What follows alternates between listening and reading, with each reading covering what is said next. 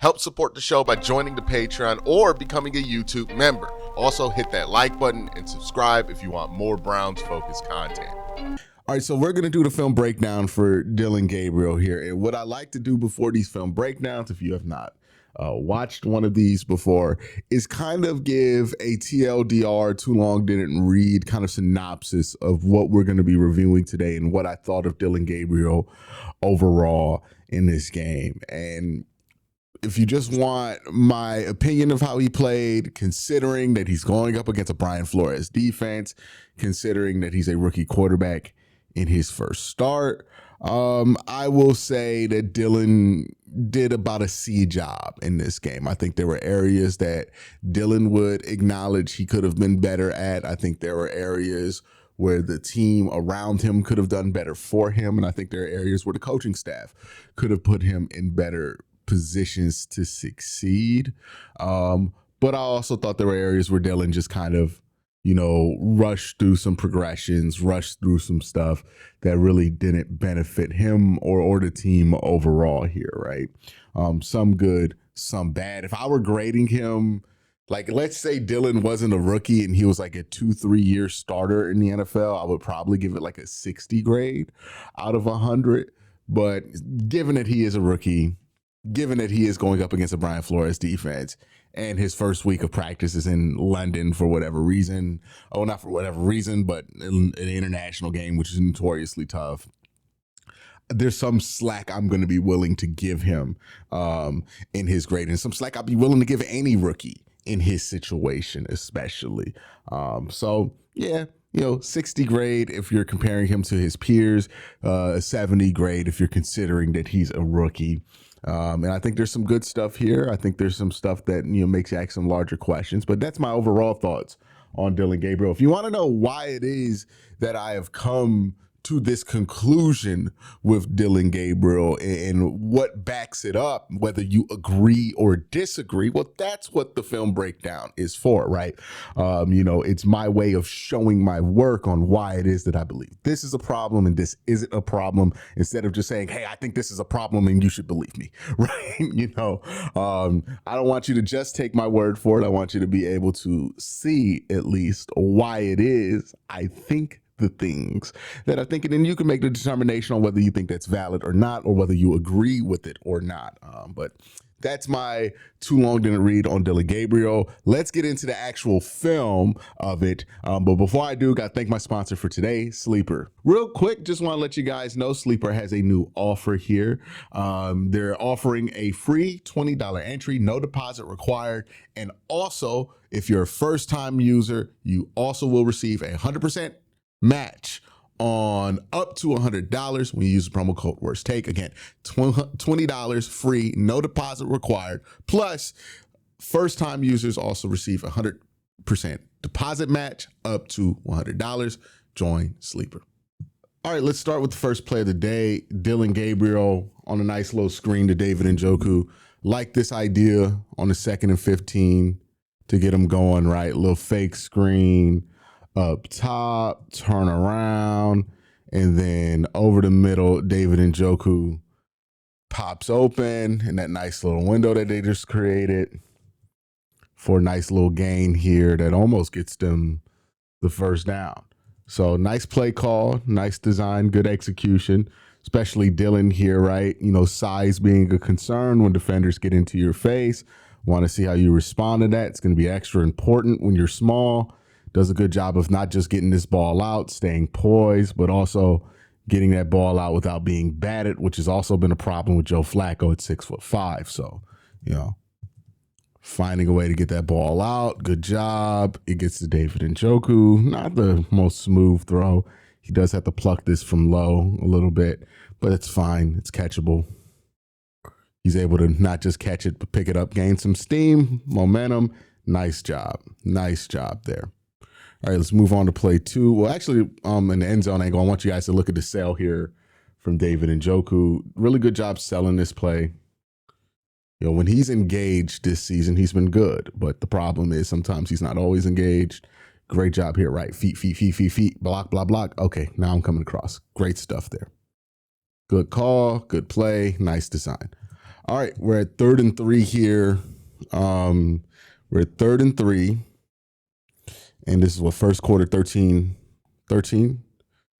So first third down of the game, under center. A little throw here. Okay. So I'm going to assume this is just a throwaway, right? And this is something Dillion's got to adjust the sliders on for him personally.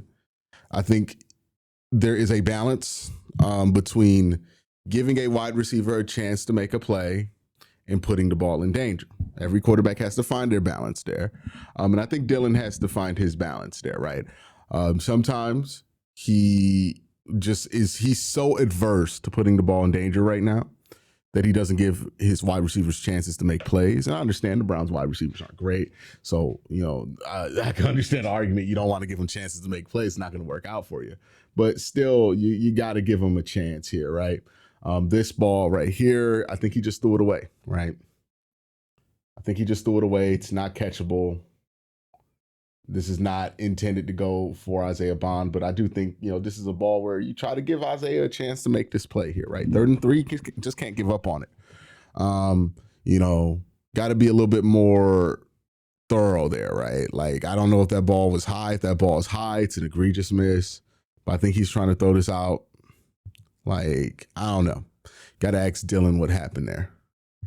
Either way, regardless of if he threw it out of bounds on purpose or threw it away on purpose, or if that was actually intended for Isaiah Bond here, this just isn't acceptable by Dillion, right? This is not something that you want to see going forward. You want to see better than this, right? Because at the very least, right, if you don't think that answer is there, which I would argue, I think the answer is there, right? You got him running across field. You got the DB behind him.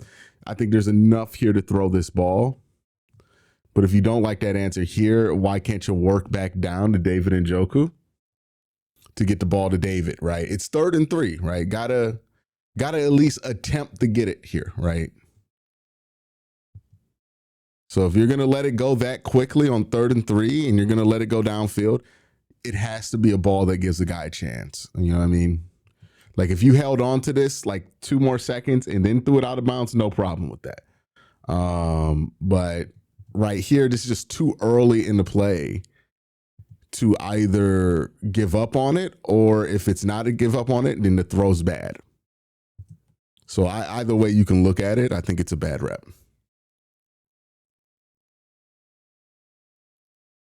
All right. This play here, was it number 3? This one, I like this one. I think he actually comes back to something similar to it later. But I like this rep from Dillion. DB just makes a play on it, right? Comes back over middle. Now, this is a question I do have for the Browns and Dillon Gabriel, and specifically, is like, hey, the issue I don't think is Dillion processing it fast enough. I think he's seeing it fast enough. But is he giving DBs too much time to react because his release or what it takes from the throw takes just a bit longer, right? You know what I mean? You are a gamer, or if you're like really into competitive gaming, you are familiar with response times and input lag, like as being a metric that you pay attention to when it comes to the equipment that you choose to game with, right? And with Dillion, I think his response time is fine. I do wonder if there's a little input lag for Dillion, which is like, hey, I think he sees the answer fast enough, right? His mind sees it, processes it, he's there fast enough. The question is, does what it takes to execute the answer happen fast enough? That's a bigger question, right, with Dillion. And I think that's something that him playing in these games is going to give a lot of light to, because this is an example on this play of, Dillion sees this fast enough, right? He has his eyes on Njoku. Njoku doesn't break free. He doesn't feel good about giving him a 50-50 ball there. I don't mind that. He works back to this dig. Isaiah Bond's running it, and he makes this decision. And look, this decision gets made fast. But I wonder if the process from not mental, but physical takes a bit long here, right? Like the going from here and then back here, he sees it. This is what you could tell he sees it here. All right, so from when he sees it to when he throws it, does this part take too long? Because it's going to pop up in the game later where it feels like the DB just had too much time to react to him, right? I don't think the issue is that the throw's not getting there fast enough. This ball's got some giddy up on it. And maybe the case might be that 7 just made a great play on it. But this is a question I do have with Dillion. Like, hey, mentally, you could tell he's sharp. But there's more than just that to the game, right? Is there some input lag here? Because that's good process. This is a good process here, right? Play action, eyes around, sees it, turns back. And that process happens quickly. But is it this part that takes too long, right? Okay, he sees it. And then getting the ball off. And I don't think his release is slow. I talked to Corey Kinnan about this, and he thinks that, sometimes Dillion has to put his hips into everything, so it takes an extra second there. And maybe that's the case here. But it's not really that egregious there. That just looks like a defensive player makes a play. But you're going to see it later on in the other play he had to David Njoku where it was almost interception, where it pops up again. And it's just I'm not trying to rip on the shreds. I'm not trying to make him seem like the next great thing or Brock Purdy or something like that. I'm just trying to get answers on who this guy is as a quarterback and what obstacles are realistically going to be in his way, positive or negative, right? In terms of his success, not really looking to be confirmed here. But that's a big question you have to have about Dillion. I don't know the answer to that question yet, to be honest with you. All right. This right here, just good. Play action, rollout. He's wide open, throwing the ball. Good, nice, like that. You also get a nice little chip here on the end zone from Quincy. It's not a great chip, but it does the job, right? Rolls off of here off the play action and puts a nice little shoulder in 61, changes his angle. Good job. All right, so nice execution there. 5 here. This one I have a lot of questions for. I see a lot of question marks in my notes about this one. All right, so first question is, what are the feet on this? Was this a rollout? I have to imagine it was. I don't think that he would abandon the pocket this early, right? I have to imagine this was a rollout. I don't get this protection if this is a rollout. I mean, maybe you want to do the whole full slide left and to try to get some misdirection going here. So maybe that's what they're going for, right? Because this is a full slide left. So maybe that's it, So maybe the protection isn't funky. But, yeah, the rollout here and the dump off. The reason I asked if this was a designed rollout, and I imagine it is it's unfortunate because versus this coverage, this dig actually pops open. But if he's over here, that's a no-go. You can't go across your body and throw it there. So if this is a designed rollout here, which all things point to it except for there's no ball fake, and that's the only thing that's throwing me off, is there's no fake to the running back here. Like usually you pair this with the ball fake to the other directions. Like usually you pair this with, we're going to have the running back be here, go on this side, have them fake that way. And then you could bring a guy across here, maybe have a guy go up that way. And then, you could do something along those lines. But they want this dig in here, and they want this to be the shallow out and this to be the middle out. And then I think they have, actually, this is the middle, that's the deep. So that's kind of how they design this.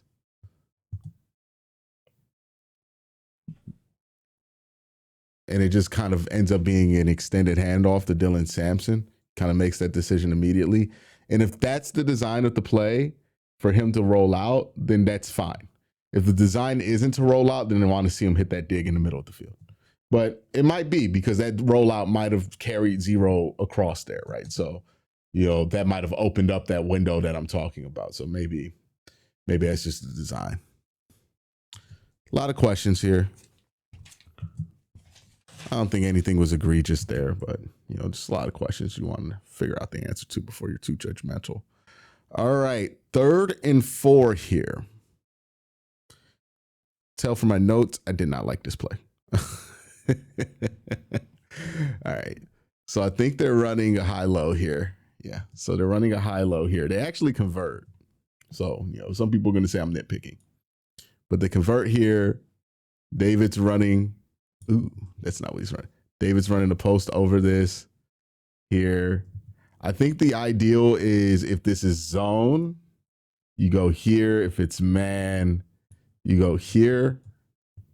Let's see if they get any pre-snap indicators on this one.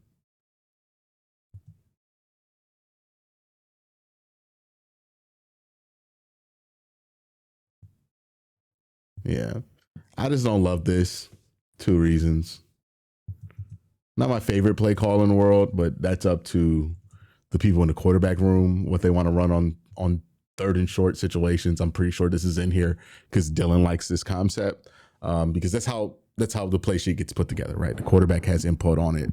They get to choose what they like on 3rd and short. That makes a ton of sense. That's how every team does it. Cool. So I'm sure this is a concept that he likes. I wish he read it a little bit better here. So you get on this side of the field, this little triangle of defenders, right? So this is what's important for this route concept, right? Now, if this is like cover 2 and he is flaring out, then this corner route is dead, right? You got an underneath defender here, and then you got a defender here, that's dead. But if this is man and the safety is in like more of a 1 look where he's thinking he's underneath and he's trying to rob stuff, right? Which I think is what we get here.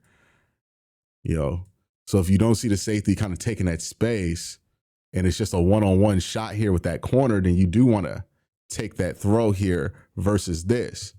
Now, again, what he does to Harold Fane in here, it gets the first down, it converts, and that's fine. That's not the worst result in the world. I don't think it's the best result for this play, though, because you got to, yes, 3rd and 4 conversions are important, but chunk plays are even more rare for this offense. So when you get an opportunity like this, where David wins, 2 hands here, and look, going to be honest with you, I'm not going to put a lot of examples on tape here, but you can just tell by watching the All-22, David is extremely frustrated right now. Like every play, you could just see it with him. He's very frustrated with the offense right now. So, you want to make sure he's at a good place. He's one of your veteran leaders, but you're getting him to a place where it's like you might have to trade him because he's in such a bad place here with his frustration and the fact that he's in a contract year and he hasn't been extended yet. And you want to be able to hit these for a number of reasons, right? Reasons that matter on Sundays, reason that matters on Mondays, right? And you got to see it a little bit better, right? You get that 1-on-1 look here, but instead we just kind of get excited because we see a 1-on-1, we can get the first down, move on with the game. You got to at least peek up here, right? You got to peek up here. You got 2 players on this team, whether they're playing at that level or not, you always got to give them a peek, right? 85, if he has a 1-on-1 look, you want to peek at that. And then 3, you got to peek at that, right? Because they can win at a higher level. They're Pro Bowl players. Got to peek at them, especially if they're a part of the progression. And it's clear here that David's a part of the progression here. And I think we just kind of default to getting this ball to Harold Fane and I just want to get the ball out, right? Real quick here. But in the same amount of time that you could have got that ball to Harold, I mean, David's already open by the time you start your release. You get that ball to David Njoku here, and let me be fair before the ball comes out of his hand. You get the ball to David Njoku here. There's not a lot of people looking, right? So he's going to be behind. He's going to have to come across field. I mean, you're getting at least to the 40. If David breaks a tackle, it could be a big play, could be a touchdown for an offense that desperately needs it. So, yeah, it's nice to convert. I appreciate converting. So it's not the worst result in the world, but there's a lot of room for improvement here. And you just look from the end zone angle, you could tell immediately David's going to win this, right? Again, I don't want to just be like, get to here and be like, David's open, right? That's pointless. But can you tell that David's going to be open? at the top of his drop right here. And you can pretty easily tell that David's going to be open here, right? Safety is going to the middle of the field. So this is one high, not too high. So one high, you know, he's robbing the middle of the field. And then you got a one-on-one here and you got to peek at David right now. Look at this, peek at David. You see David's extended like that. Okay, that's good. Get the ball to David. Let's throw this ball to David. I think he denies it. I think he sees it. I think he sees it, right? He sees it. He just doesn't like it for whatever reason. Got to figure out why he didn't like it and get that right, because he should see that and say, that's a go. You know, because this right here, I mean, even if this is a shorter throw, this is a much more difficult throw than just David Njoku on this corner. So, you know, whatever's going on, they got to work together all week in practice. I want to see David Njoku at the practice with Dillion Gabriel all week, because their chemistry just wasn't there.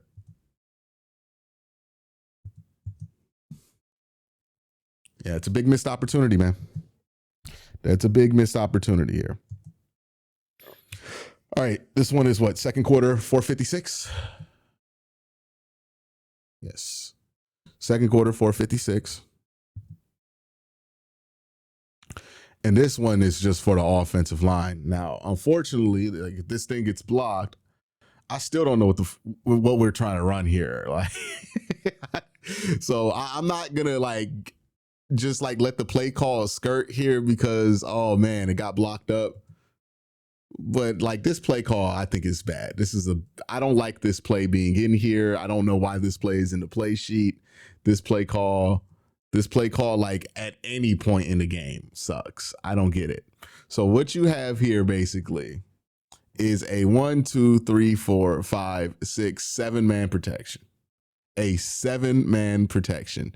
And the Browns still allow free runner on a 7-man protection with 5-man rush. So 7 versus 5, quick math, right? The Browns should be good. There's 2 extra offensive linemen here, but for whatever reason, there's a free runner. We'll get to why I think it happened in a second. I'm gonna look at some of the offensive line stuff. I'm gonna try to bring in my guy B Jax here, who played offensive line at the University of West Virginia, also locally at St. Ed's, and talk to him about what he thinks is going on here. But one, this protection is terrible. This protection is executed terribly. The protection's fine. The execution's terrible. And then, like, I don't know what we thought was going to happen here, right? So they send 5. I think maybe we're thinking it's going to be an all-out blitz, right? We're thinking it's going to be an all-out blitz. If you're thinking it's going to be an all-out blitz, I would love for something quick to be here instead of like these 2 long developing routes. Because basically you're just running dagger, right? Who's running the 9? Okay, so yeah, you're motioning him across. He's running the 9, cardio, and then you're running dagger. So if you're running dagger here, that means you could literally only throw this ball to one person. That is the one eligible receiver that's going to get out here. That's not a good call. That's not a good design. I don't like that. So the design's shit here. The execution of this protection, which could have bailed out this design, because if the Browns do block this up, I do think this out does actually come open. But nah, I don't think that shit's going to be open. I think that linebacker recognizes that and gets under. I think he just throw this ball out of bounds instead of it being a sack. Again, the design on this play was shit. All right. But look at the protection here. Again, the Browns have 7 guys in right now to protect the quarterback. So 5 on the line, David Njoku, and I believe Harold Fannin, right? They're all in right now to block. We'll run it through and I'll tell you what I think happened. Like literally all in to, not even like chip block, get out, run a route. No, they're all in the block. This must have been we think we could beat them on this because of what we saw. I don't know. I hate everything about what happened on this play. So 7 guys in the block. How does the protection bust here? Okay, so 90 gets through. There's clearly some miscommunication on what's supposed to happen here. He goes to down block. David Njoku goes outside. what's going to happen here? Now, why is there confusion? Okay, well, they have a wide set here, right? Here, he's at the wide 9, outside the tight end, and then he's inside here. So it's up to these two to figure out, hey, who's going where, who's going what? Well, I have the tight end helping, so, David should probably go here, and then you should be able to handle this inside here. You can see these two literally talk to each other about it earlier in the play. Let's get to the early part of the snap, and let's zoom in on 82 and 85 to see what's going on here, right? Hey, man, who are you blocking? Well, I'm blocking him. Well, I got him. Okay. Not going to block him.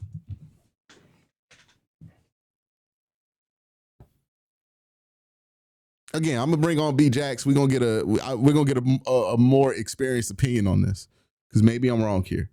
But guys, KT, come on, dog. Come on. Again, I don't know what was discussed here, but I don't know. Y'all tell me. Don't that look like, hey man, who you got? Right here. Okay, here. Right. Or is he asking David, hey, who you have?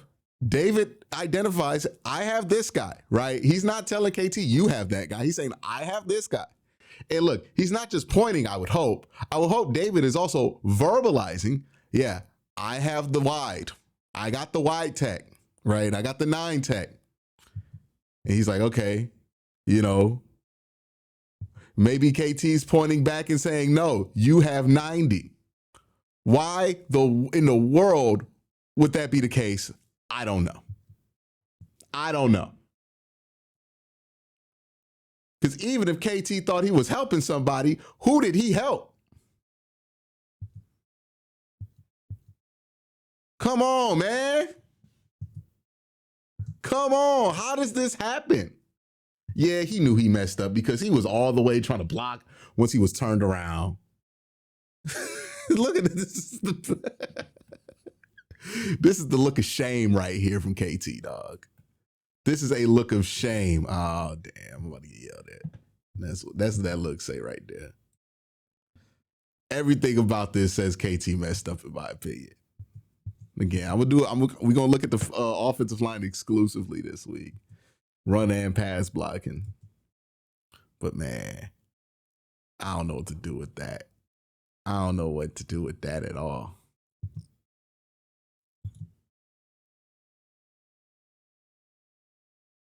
All right, man. Let's just continue before I get mad again.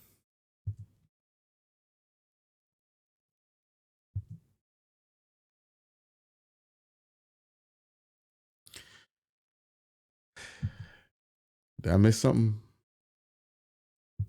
Oh yeah, this is the one. This is good process by Dillion. I think he does a good job here on 3rd and 13 with his situational awareness.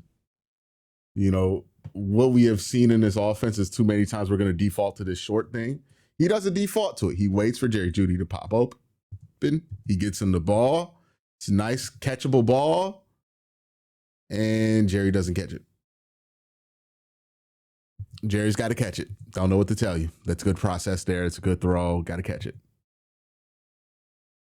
This right here, I could argue this should probably be a little bit of a better route here from Isaiah Bond, right? He's trying to kind of flatten this out late. It depends on what Chad O'Shea wants him to do, but I think he just kind of routed this one out early. So he kind of bananas this, right? It's a little bit of a banana route. I think if you're Bond, you want to round this out later and then take yourself up, right? Like he rounds this out early. I think if you're Bond, instead of rounding here, you want to round a couple yards ahead, right? So here and then take them up.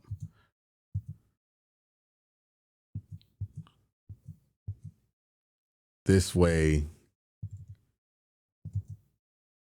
yeah, because the flatter you can keep that route, the better. I understand he has to have some kind of incline to it, but the flatter you can keep that route, the better you're going to keep your distance.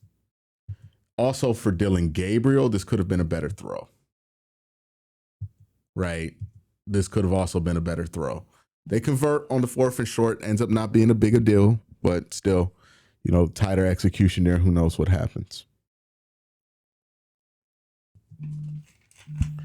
All right, this next play here is kind of what I was talking about, right? It's kind of the same thing in the end zone, and I'm wondering what happened here. So big pass breakup. I think because it looks like his eyes are left to start this play. I don't think that's what he's doing. I don't think he's waiting for this to make this decision on David Njoku, right? I think David's the first read on this play. What I think Dillion is trying to do is hold this safety. I just don't feel like it's necessary, right? Now, maybe this is something that they're just training all their quarterbacks to do regardless. So they get in the habit of like doing this kind of stuff. But I think he's trying to hold that safety. So this opens up, but I don't think you need that space there. I think for a play like this in this part of the field, while it's nice that you can hold the safety and come back to it, let's just get the extra space. Let's just get this ball out quicker, right? Like this is more of a timing throw than a spacing throw, right? Especially in this coverage where it's man coverage. It's more about timing than spacing. And it's nice that you can hold the safety there, and he does. And we'll look at the end zone angle. So you can see, he's clearly trying to hold the safety, right? Eyes here, he's holding the safety, and then he works back. And if you're going to hold the safety, I think 2 things for Dillion. One, if this is really what you want to do and what they're coaching you to do, there's still some room for improvement in that, right? I don't really think you got to hold the safety here. But if that's really what you want to do here, cool. You got to get this ball out quicker then, right? So it can't be look, turn, beat, then throw. It has to be look, turn, throw, right? This one right here is a look, turn, and there's a beat between turning and throwing, like he's like looking to see if it's there. You've already identified this pre-snap. By the time you turn, you should see what you need to see, and this should be out, right? This ball is just a hair late. And it doesn't get there. Also, this is why I talk about with input lag, right? Like, is there a little bit of input lag with Dillion Gabriel? Or at least something that he has to get adjusted to. There's a lot of differences between college and NFL. And the amount of reaction time that you get is a huge part of it, right? Because look, right here, he's beat. 44's beat. But he reacts to this ball getting to David Njoku he reacts to the throwing motion getting started before David can get the ball to him, right? Now, you can want David to meet the ball here. We've seen David catch it like this a million times and take it 50 yards. So I don't really mind David thinking that this is one of those opportunities. But he beats your ball to your player. Got to get out quicker. Got to get out quicker. All right. 3rd and 7 here.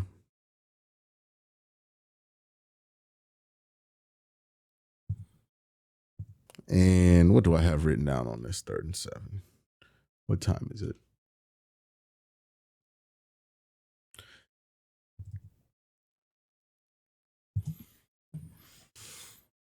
A lot of folks have been complaining about Jerry Judy and the lack of production that Jerry Judy has had, and I think there is something to say about that. But I don't think enough people have been I don't think enough blame on top of like Jerry Judy's been legitimately bad, right? Like I'm not going to make an argument that Jerry Judy's been good in secret.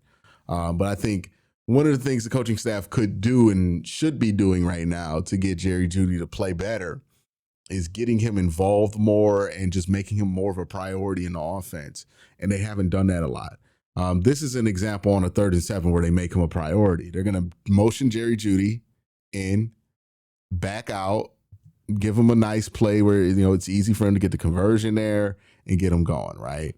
Like more of this kind of stuff for Jerry Judy needs to be in the game plans going forward.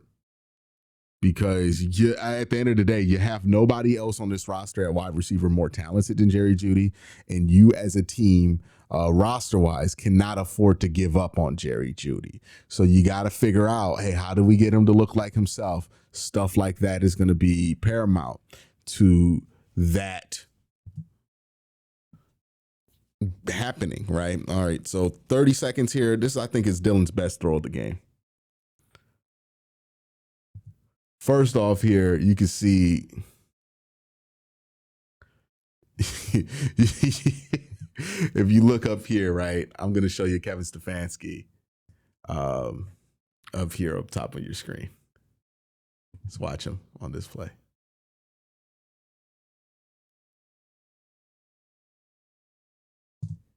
Okay, so he's not happy with somebody, right? Like, he's clearly telling him, come across the field, right? And this is part of like, hey, everybody's got to step up for your rookie quarterback, because there's just going to be some things that your rookie quarterback can't handle all in 1 week, right? So he's yelling at Jerry Judy, right?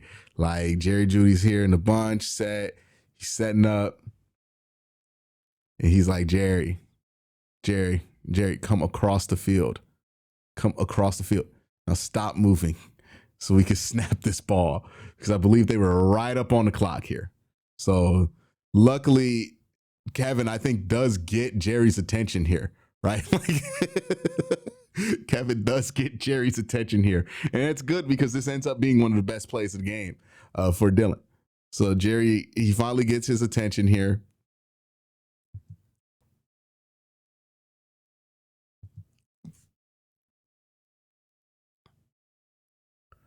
And that ends up working, right? Because he motions late. I think Zero reacts to this. Oh, it's going to go underneath. It's 1st and 10. But look at this throw here to David Njoku. And you can see, man, they're just sitting on stuff. They don't believe that we're going to throw this thing downfield or anything. Like, there's a lot of opportunity to throw this ball downfield if we can really take it and protect it, right? And I think this is a great throw from Dillion. Look at what he's dealing with in the pocket here. One, look at the throw. Great throw. Tight window, gives him a chance. I want to see more of that stuff from Dillion, right? And then right here, look at this pocket here.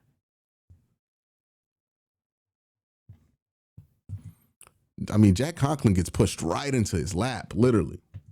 Great throw. Great throw.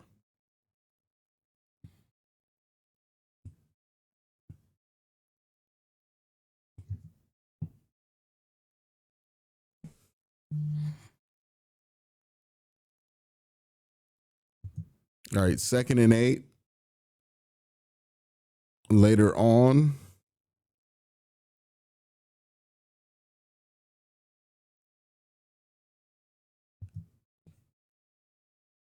Yeah, so this one ends up being, where is this on my notes?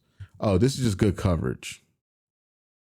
Yeah, I just have this listed as good coverage. So let's look at the back end coverage of this. A little motion out, so they indicate zone. And nothing's happening here. None of this shit is happening. So I think he was just going to throw it out of bounds. That's a decision I don't mind him, conclusion I don't mind him coming to, especially in this situation, right? You can't take a sack.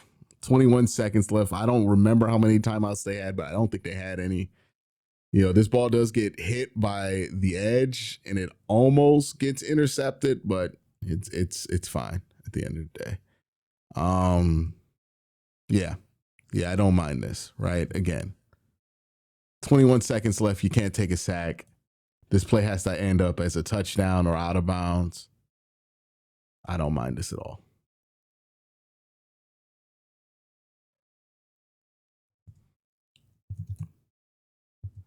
All right, we're in the 3rd quarter now.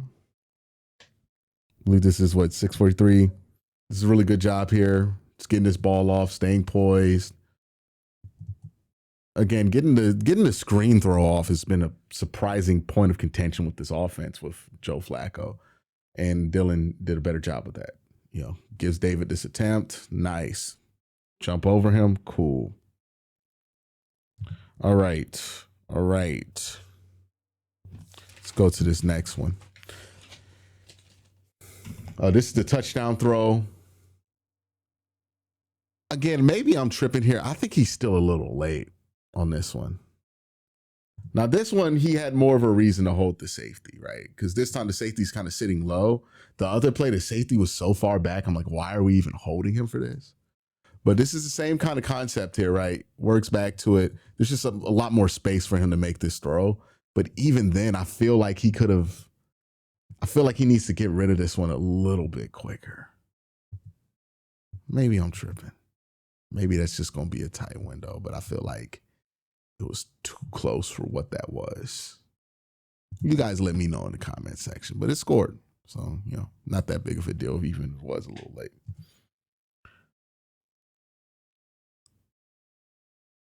Third and 4 with this 13-11 left in the game. This one is unfortunate because I do actually really like the play call here. Really do like it. This is a concept that we saw Dillion do well with in the preseason. 3rd and 4, they go to it. And again, 3rd and medium, 3rd and short. I promise you, every team across the NFL, all 32 teams, whatever they're running on 3rd and 4, passing wise, whatever they're running on 3rd and short, passing wise, and even running wise, are going to be the favorite plays of the players in the game, right? 3rd and long, you got to scheme stuff open. 3rd and medium, 3rd and short, you go to your players. You go, hey, what concepts do they like? What concepts do they look for? What concepts do they think they're reading really well? Because all you need on short yardage conversions is really good execution. So if you pick the plays that your quarterbacks and your running backs like on those situations, whether you run or pass, then you have a better chance at execution, or your offensive line, right? When it comes to running the ball specifically. So 3rd and 4 play calls, you know, those are going to be the plays where you could tell, hey, this is what Dillion likes a lot. This is what, you know, Kevin likes to run, but maybe Kevin, what he likes to run, it doesn't matter because Dillion doesn't like reading it, right? Or doesn't really see it well. Or the same thing with like Joe Flacco. So what they want on 3rd and short, you're going to see the stuff that Dillion likes a lot, right? You're going to call that stuff for him on 3rd and short, or at least you should be calling that stuff for him. This is clearly a concept that Dillion likes a lot, right? This little high-low over the middle. He likes to see that. He can see it really well. He likes his options on this play. And he knows he has the out too. So this is a play he likes. And this play should work because if you look at the high-low, you actually get exactly what you want, which is this is open, right? Unfortunately, Dillion Gabriel, by the time that opens up, is being tackled. And he has to break out a tackle, roll around there, run. Unfortunate. And why does this protection bust? Bad exchange between Joe Bitonio and KT Levinston. And I know KT Levinston is the new whipping boy on the offensive line for some people. And that's fair enough. But it's not KT's fault, in my opinion. I think this is on Joe, who sticks with this inside guy too long to exchange to the guard that's coming his way. Well, not the guard, to the edge that's coming his way. I think that's on Joel.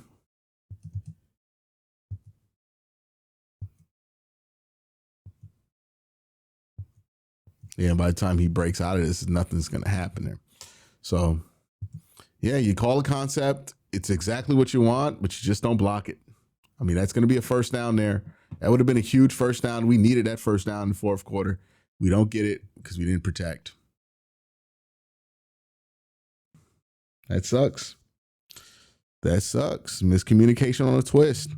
All right, pick play number 31 that we have here. This is a throw that Dillion Gabriel just simply can't miss. There's really no other notes to this, right? He simply cannot miss this.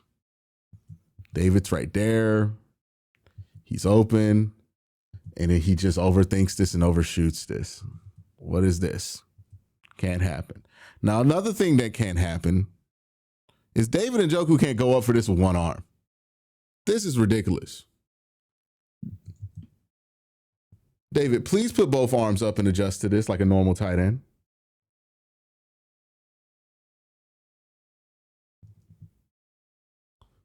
Instead, he goes at it with one arm. He's trying to Odell this thing. Like, do not aura farm. That's what they call it, right? Aura farming. Do not aura farm in the middle of the fucking game in the 4th quarter. Dillion, make the obvious throw. There's no reason David should be putting his arm up like that. That's the first thing. And if Dillion just throws him a normal ball, there's no opportunity to aura farm. But David, you gotta beat the intrusive thought here. Like if people are like, oh well, he needed to extend. No, he didn't. He could have had that arm just as high up with both hands out. This is stupid. This is a stupid response to a bad throw from Dillion Gabriel, right? Like both things can be true here. Should Dillion throw a better ball? Yeah. Should your tight end, your veteran tight end, not have this as his response to a high ball? Yeah. That would have been a difference maker right there. I mean, he catches that, right? He catches that. However this play needs to get made, if he catches that, he gets to the 40, you know. He gets to the 40, maybe even up here to the 35. You're starting at 2nd and 2. You're in field goal range.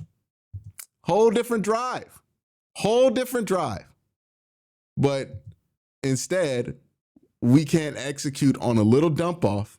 One, because our quarterback mainly throws a terrible ball. And two, because our tight end decides, hey, I'm going to respond to that by trying to catch it one-handed. What are we doing?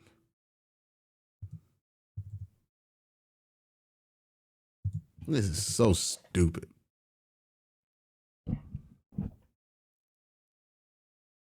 Like, how do you not feel stupid? All right, man. Let's get to the next one. This is 3rd and 8 play. I hate this play call. File this under play calls Quincy hates. 3rd and 8 here. So we call mesh on 3rd and 8. Already not a fan, unless you're going for it, right? Now, again, this might be the part of the field where they're going to go for it. But if this is the part of the field where you're going to go for it and you're running mesh, we got to execute the play. This play does not get executed. It gets thrown out of bounds. Again, situational awareness here for Dillion. If coach is calling let's imagine, right? Let me give the coaching staff a little bit of a benefit of the doubt because I hate this play call. I'll explain why I do in a second. But if I give the coaching staff a benefit of the doubt here on this play call, right? You're running mesh. Maybe the ideal is we'll see if we can break this big, but we're going to try to get it to like 4th and short, and then we're going to go for it on 4th and short. Okay, if that's the play call, and that's what you're doing it for, you have to make sure your quarterback understands what we're trying to do here, right?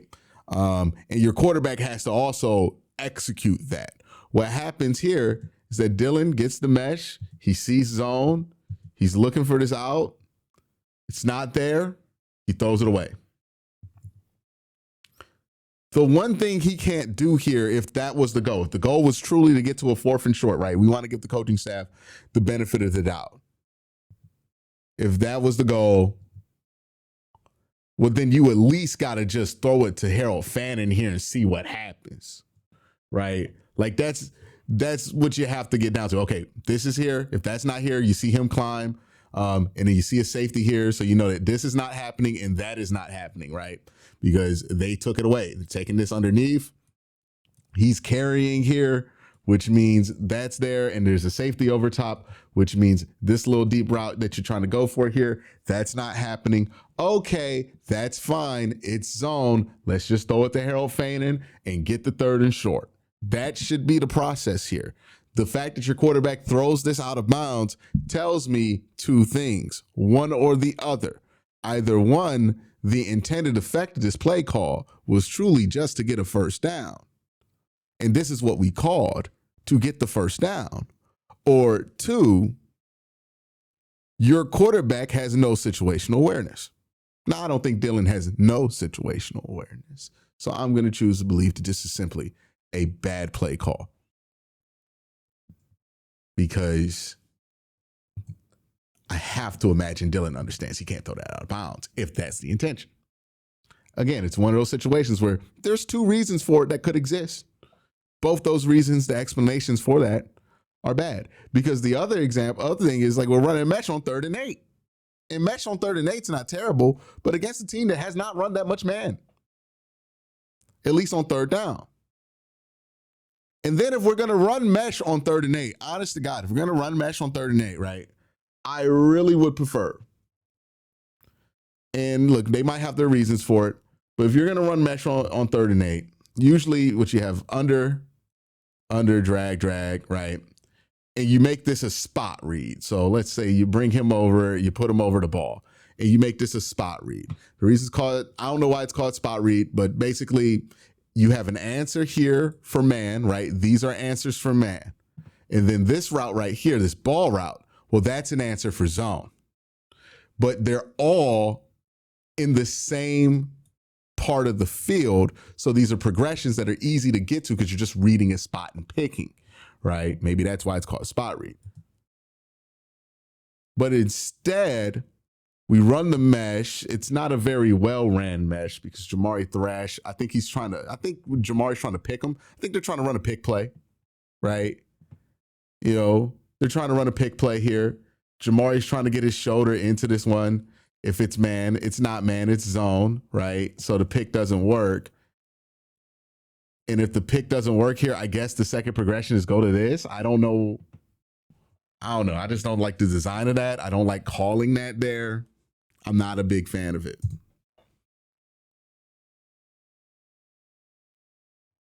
All right, and then we got the last play we're going to look at. And again, I have this labeled as situational awareness here. 3rd and 20, not 3rd and 20, my bad. 3 minutes and 20 seconds left on the clock. 3rd and 11, you got the ball on the Cleveland 40. So you know that it's very unlikely that unless you convert close or get this ball close to the 50, that you're going to go for it in this situation. So you have to understand this late in the game with 3-point lead, you know, your defense has been okay in this game, but you got to play with a little bit more situational awareness than what I think the quarterback demonstrates here. So he drops back and he throws this out of bounds here, right? I don't think that's an intended throw to Isaiah Bond. I think that throw is with the intention of throwing it out of bounds because he doesn't like what he saw here.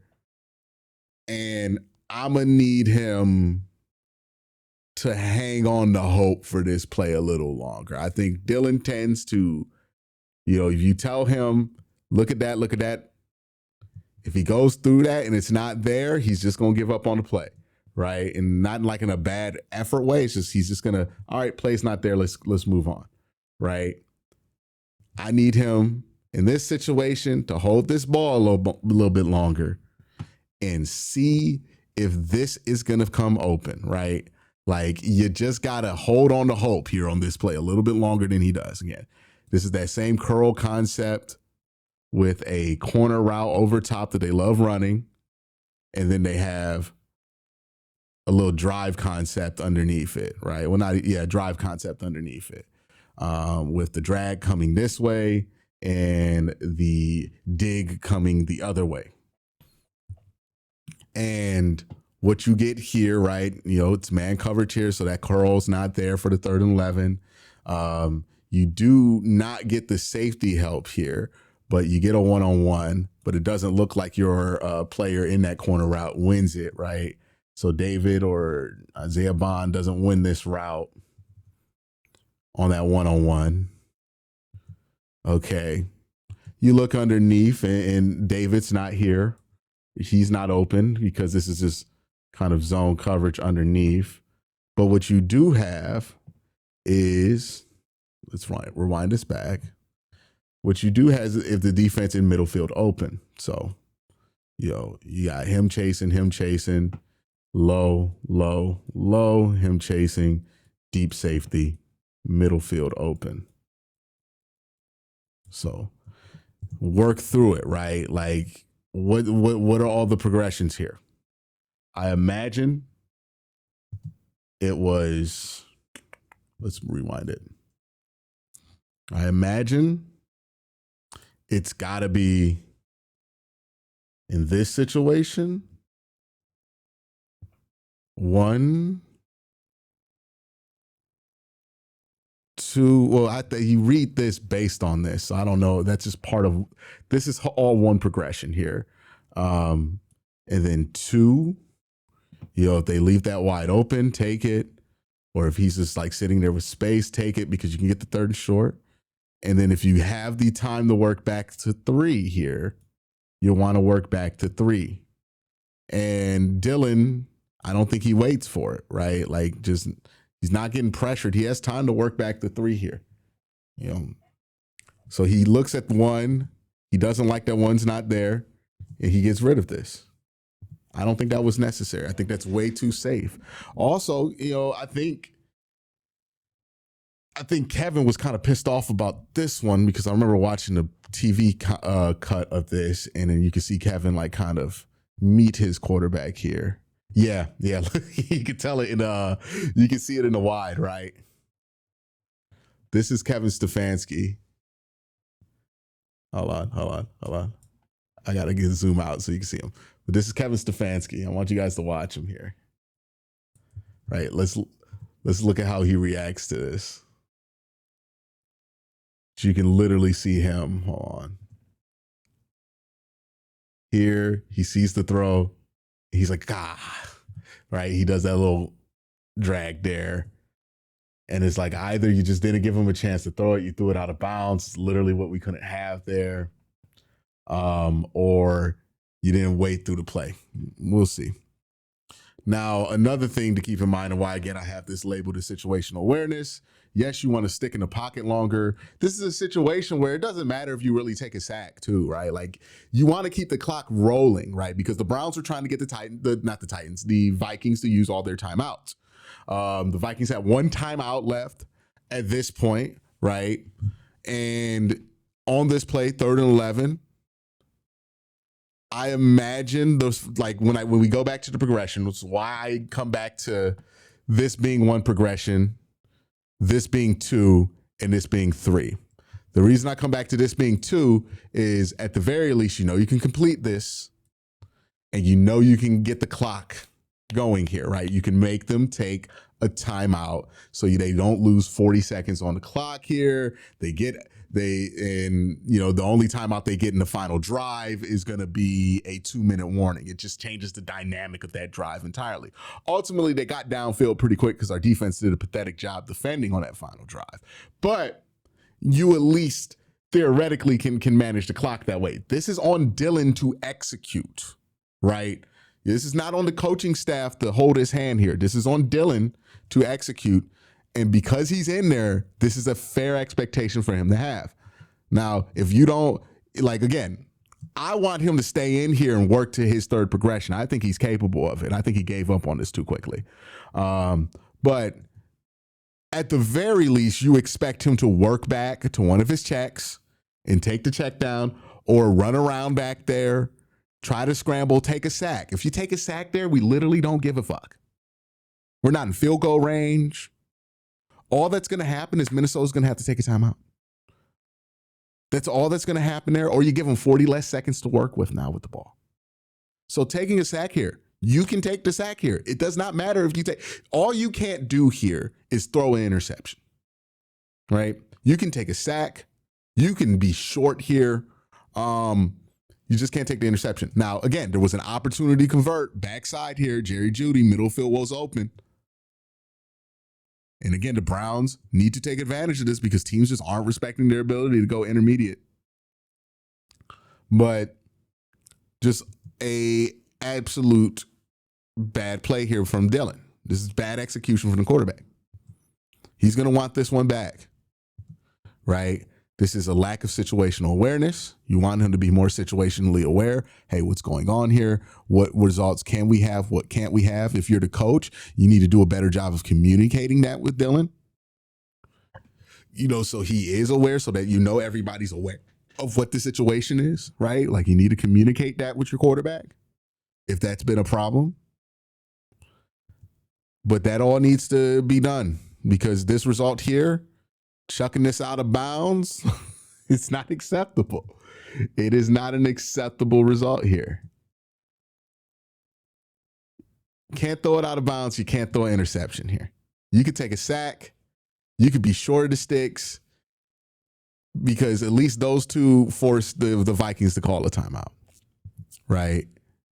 Here, You force nothing. You stop the clock for him. You know, Dillion's supposed to be a game manager. This is part of managing the game. This is a failure on his part. It's got to be better at that. Got to be better. So again, stuff that I thought was good, stuff that I thought he didn't execute that I would expect him to execute. You know what I mean? I think some of the situational awareness stuff is what concerns me the most. The inability to go downfield. We'll see what was up with that. You know, I'll give him another week before I'm freaking out about that, but I haven't seen it all training camp.